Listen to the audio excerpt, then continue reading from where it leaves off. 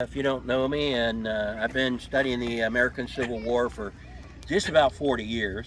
I loved history growing up, and been in 32 movies and TV shows, and historical consultant on 5 films and TV shows. But I started one of the first projects I worked on was a book on the 21st Ohio Volunteer Infantry, because that's a group of guys that I got involved with when I started reenacting 34 years ago.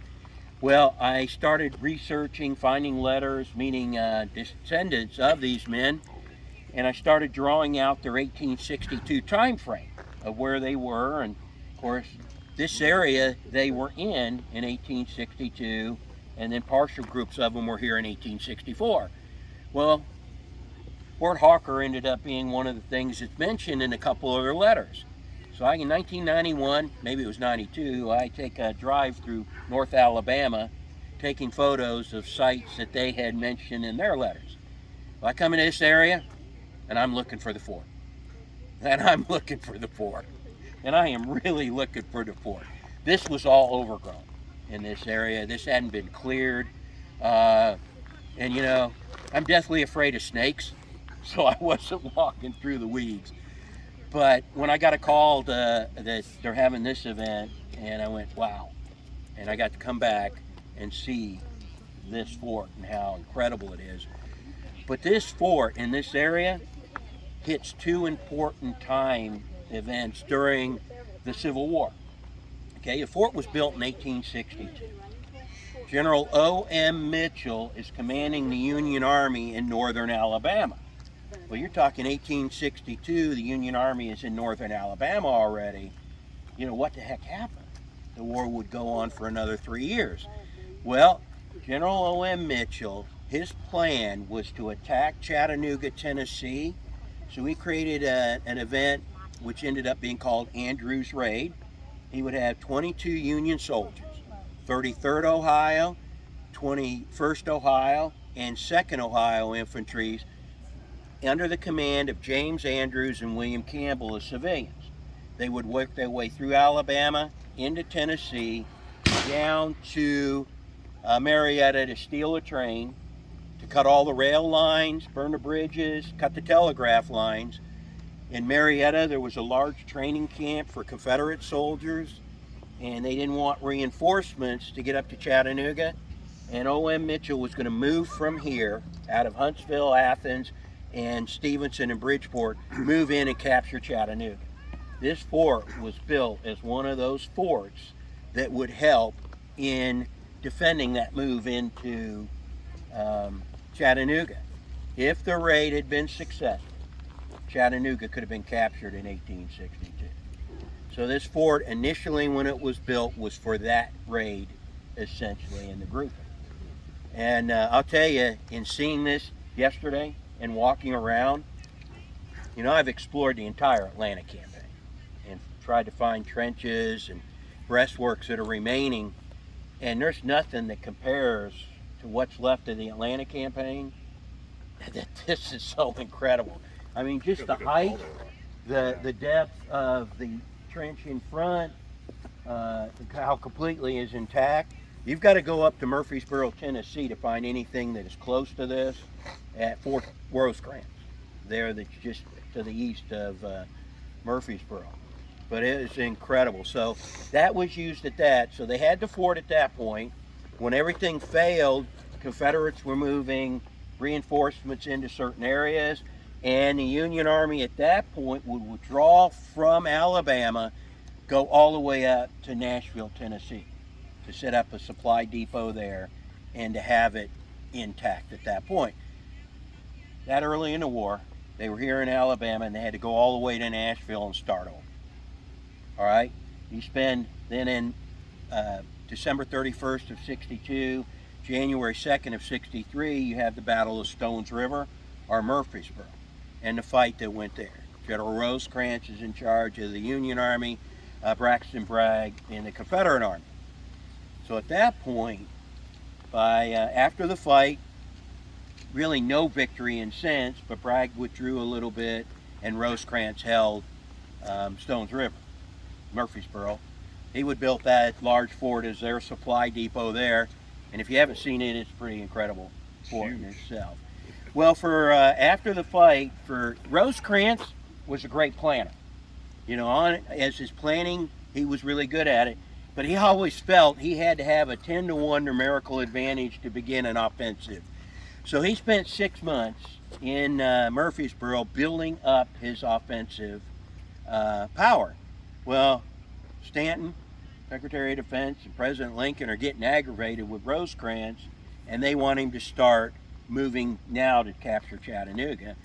So May 31st, 1863, they begin that event. Well, he gets just north of Chattanooga, and he comes up with what would be the greatest moment of his military career. Divide his army into 3 sections. He knew he had this defensive position. Also, from descriptions, there was another fort built over here about 150 yards north, and another one that was about 200 to 250 yards south, from letters that I have found in descriptions of it. So you had this one, and then you had also 2 other defensive positions that you'd have here. Okay, so then you've got Rosecrans. He doesn't want to attack Chattanooga directly, so he divides his forces into 3, crosses the Tennessee River with one group, moves down here. Bragg is getting intelligence that Rosecrans has split his army. So what does Bragg do? He splits his army to confront the 3 different ones. Braxton Bragg comes up with a pretty good plan that he's going to consolidate a group of his army and attack each individual section of Rosecrans' army as they go through the gaps across the river. Well, there was pontoon bridges that they built here in the area to cross their army across the Tennessee. This was set up then as a hospital site and a communication area for the battles that would happen here. And after the fight at Chickamauga, you know, Bragg withdrew. You had the fight at Chickamauga, and Rosecrans has to set up hospitals. The hospitals he set up here, and there was a group in Bridgeport. The hospital's tents were up over in this area right over here. The town, this is a 1864 picture of the fort, and you can kind of see it's taken on the other side of the fort looking back towards the town of Stevenson. You can kind of see the town itself. So you have the Battle of Chickamauga, and then you have the guys that are wounded in the Union Army with the 14th Army Corps and the 16th Army Corps. They were brought here and taken care of. Now, when I was doing some research on Chattanooga National Cemetery, I went up to the State Archives in Nashville, and there is the Alonzo Wainwright records there. 84 boxes of documents. He was the guy who was the quartermaster for the 75th Indiana, promoted up, became quartermaster for the Army of the Cumberland in 1864 in Chattanooga.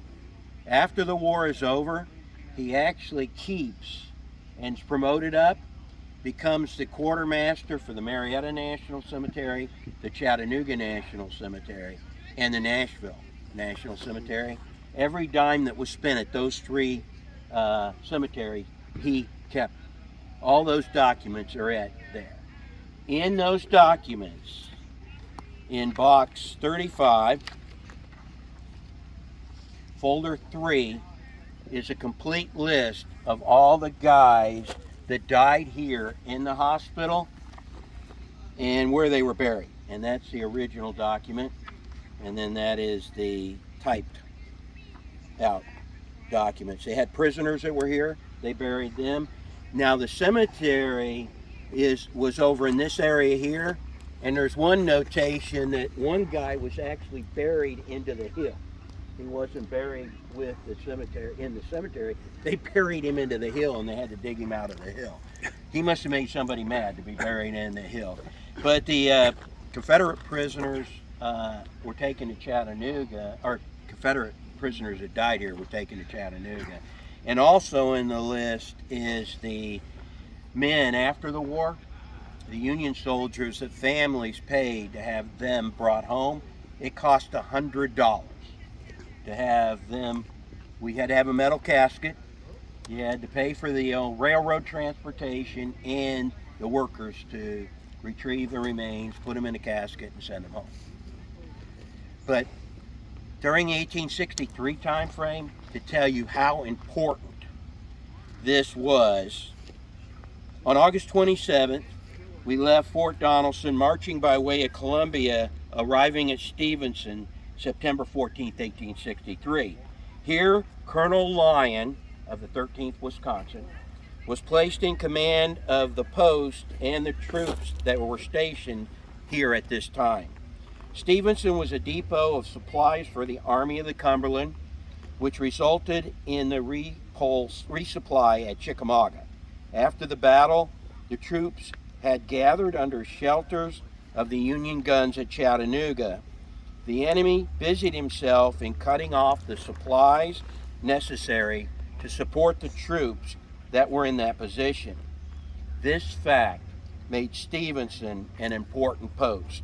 Its capture would have compelled the surrender of the brave remnants of Rosecrans's army in Chattanooga and the falling back of the entire Union force all the way back to Murfreesboro, Tennessee. There was very little here at the garrison and very little artillery. That was written by Edwin Bentley Corner, 13th Wisconsin Infantry. So I tell you how important this post was in the Union side of it. Any questions at all? You want to get into the fort? Yeah, real quick, the field hospital you mentioned was over here. Was it just a complete field hospital, or there was no hard structures? Right? No hard structures. So it was and everything right over here. Yeah, it was all 10-inch, and it was General Field Hospital Number 1, 14th Army Corps. Okay. And cemetery you said was where is? Right over in this area here. In the woods. Yeah, it was in kind of, you're trying to see the hill. Yep. That moves up. So the cemetery was over in that area. I imagine it was a little farther away into the woods. Yeah.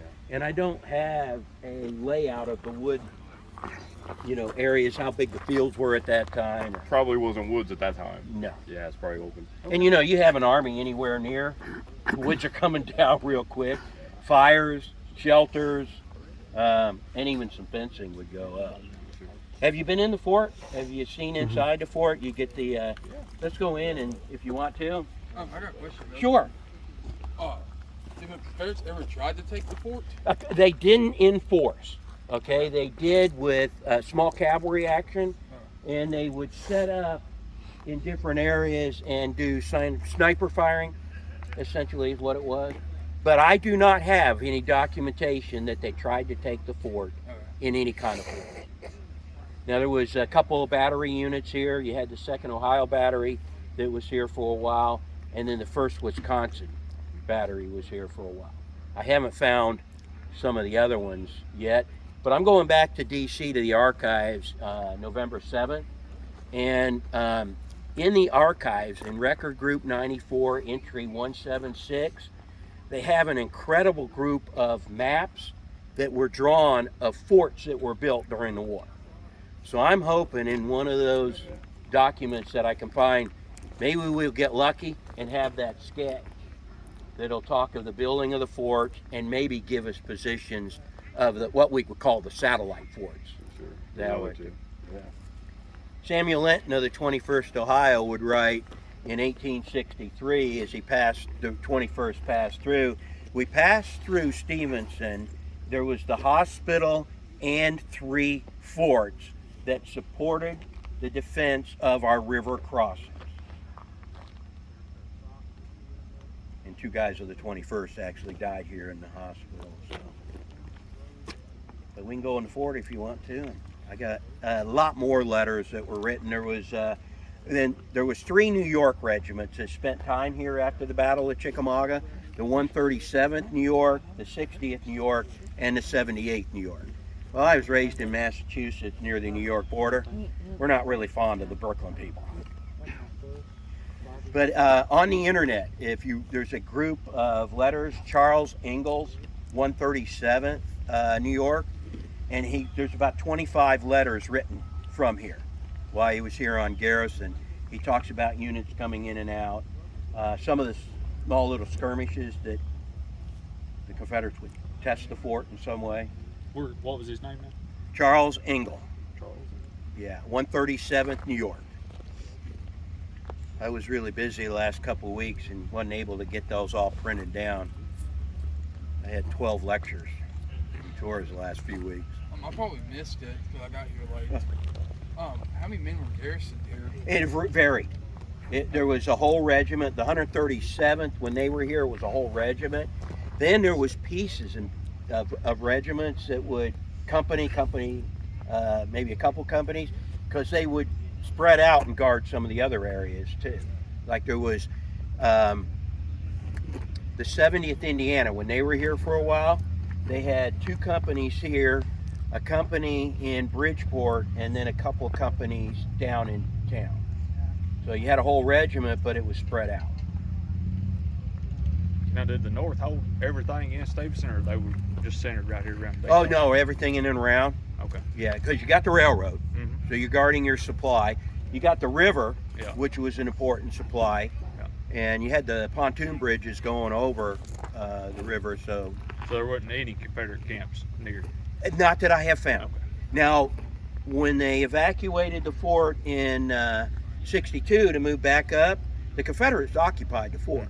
But I don't know what regiments were here at that time. I haven't found any documentation to tell us how many was here. But you know, once they got it, they held it with some amount of manpower until they were pushed back out again when they saw the 14th Corps and Negley coming down. And I got one. Now this doesn't have anything to do with right here specifically, but as the 14th Army Corps was crossing over the pontoon bridges just north of here, they got in and were going up the Stevens Gap to go over Lookout Mountain Range. When they got up there, they were cutting roads. They had pioneers who were actually cutting trees down the road. Samuel Linton of the 21st Ohio would write, as our pioneers were cutting down trees to make a road for artillery to be pulled up, they hit a rattlesnake nest with over 200 rattlesnakes in it. Some of them were as long as 6 feet and as thick as a man's thigh. We heard of 3 men being bitten by the rattlesnakes, and all 3 died. So I'm glad when this was tall, I didn't come walking through here. But I mean, this is just, for me, it was really fun to get out here and see this completely restored during the time, and to see the ivy, the growth of the ivy, how it's really helping preserve it. And then inside, you've got the landscape is set so you can see where the actual artillery guns were placed inside the fort, how it guarded the entire fort within it. So this is really fun for me to get to see something this intact. And so can you tell I'm a little excited about it? If anybody would like to go in, feel free. And point it out towards the attacking force and cover it with green foliage. And this was never a flooded area. It was always dry. Yeah. 8 feet. Unless it rained. You know how we can get some rains over here. But dry moat by design. By design, so, yeah.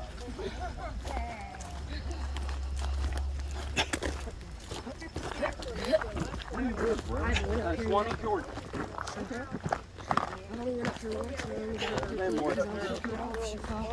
Yeah, I was going to hear what it's going to say. With the Medal of Honor Heritage Center. And then I give towards You can see where all the cannons were. Let's say I'm a technology guy for the Tennessee Valley Civil War Roundtable in Huntsville. Are you? So if you'd want to give a, we got our schedule online. Yeah. And if there's something you want to give, we're always looking for speakers. Sure. Thank you, bro. Appreciate it. Sure. But you can see how the positions for the guns surrounding, get it up, and then you can kind of see where, the infantry could stand up and set. But this is an interior. I haven't seen anything this really intact. You know, you go up to Petersburg or Richmond, into those areas, you can see something like this, but this is a jewel for Alabama. Oh, yeah. And here you can I'll pass those around and you can look at them. But there is a group of that I put in that has the burials at Bridgepoint, and if you look, most of them are 1st Alabama Cavalry and 1st Georgia Infantry. Those were U.S. regiments. Yeah, the 1st Alabama Cav was raised here in North Alabama. Many Union sympathizers were here and they enlisted. The 1st Georgia Infantry was raised in Marietta, Georgia, October 27th, 1864. Some of them were former Confederate soldiers, but some of them, huh? 1st Georgia Battalion. 1st Georgia Battalion, 4 companies. My 5th-time great-grandfather was in that. Was he really? Yes, he was from he enlisted in the 36th Georgia, got captured, and instead of being sent to a POW camp, he enlisted. In the 1st Georgia? Yes. In Yeah, that's kind of pretty common. Kind of interesting. a lot of the guys that were in the 1st Georgia were in Confederate units originally. Yeah. Well, He was blacklisted. after they were enlisted, on November 7th, General Sherman heard there was some activity going on in Gainesville, Georgia. So we sent 2 companies of the 1st Georgia Battalion up to Gainesville. Well, they're in their blue uniforms, walking around Gainesville. Some of their old comrades in the 36th Georgia saw them in the blue uniforms, went up and said, "What are you doing in a blue uniform?" They took 12 of the guys a half-mile south of Gainesville and hung them from a tree. Then they put a plaque on the tree that said, "This is what will happen to traitors." Every guy that participated in the hanging signed his name. Sherman found, I can identify 5 of them, Sherman found 5 of them and hung them from that tree too. That tree is still there today. I've seen it. Have you seen that? Yes. Where was that at now? In Gainesville? Gainesville.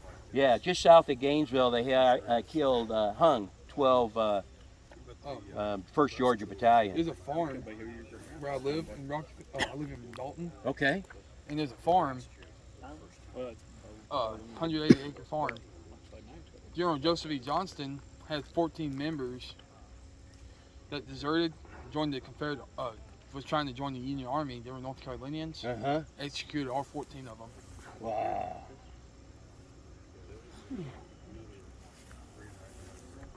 And you can see in there's contraband. And what freed slaves over in this area came here when it was under Union control because it was safety. Okay. And they worked in the hospital and they died, so they were buried in the cemetery too. And you'll see some actually servants that were Union officer servants that died there in there too. And where are these buried at? Chattanooga, Tennessee. Okay. Now the contraband I haven't proven they're there yet, but there's a whole section in the back part of the cemetery that's Is this in all the National unknown. Cemetery? in Jeddah? In the national, Okay. yeah, they're all unknown, and they're all black soldiers. Okay. You know what regiment they were? The The black soldiers. Yeah, 14th and 16th and 18th USCT, they were stationed in Chattanooga. The 44th USCT, and then there were guys who were in Sherman's white regiments called undercooks, and they became stretcher bearers in 1864. 5 of those guys who were wounded during the Atlanta campaign were brought to hospitals in Chattanooga. They died, and they're buried in that back section where you see a few USCT, but mostly it's just a small block with a number on it. And I actually have Matthew Moore of the 121st Ohio. He was wounded at Kennesaw as a stretcher bearer, went to hospital in Big Shanty, which is Kennesaw, got on rail, came up here to hospital number 1 in Chattanooga, died. I have found the actual sheet that came from the hospital to the director of Chattanooga National at that time, asking for a burial plot, and gave the burial plot, but he's not in a known grave. He's in an unknown grave. Any other questions or anything? Well, I do have some of my books for sale if anybody's interested. That's a cheap promotion, right? And I got the Booth Museum, Western Museum of Art. they heard about my work, and they didn't have anything related to African American history in the Atlanta campaign, so they got Rick Reeves to do a painting on him, and I've got one of the prints of the painting. You can see the painting Rick did on it too. One quick question for you, Brad. What, obviously this fort pretty well preserved. Yeah. Were there any other structures and stuff, ammunition, magazines, or anything like that that have been filled in, or you know what I mean? Usually it's earthen. They would dig a hole. Right, and I imagine somewhere here, in between the guns, maybe. yeah, there's got to be, but you know, if I can find the drawings of the fort, it will have it really enough. But you know, artillery, and they're going to have it stored in here. They're not going to leave that sucker out in the open. Sure. No. So there's got to be somewhere Bomb-proof inside the shelter. fort Yeah. that they had dug under and put that for safety purposes. And I wonder if each, you know, probably a battery is here. You know? Yeah, oh yeah, or less. But- How many? 7, 8 guns, maybe. Yeah, I think each one of these would be a gun position. Yeah. Four, And you wonder, what's this? 7 guns. This was a magazine, I believe. Okay. This is probably it then. Yeah. As when I walked in, I'm wondering, Right. that it? So. Now, That may have been an entrance to one too. Yeah. Maybe. Yeah. Little small depressions, perhaps. Yeah.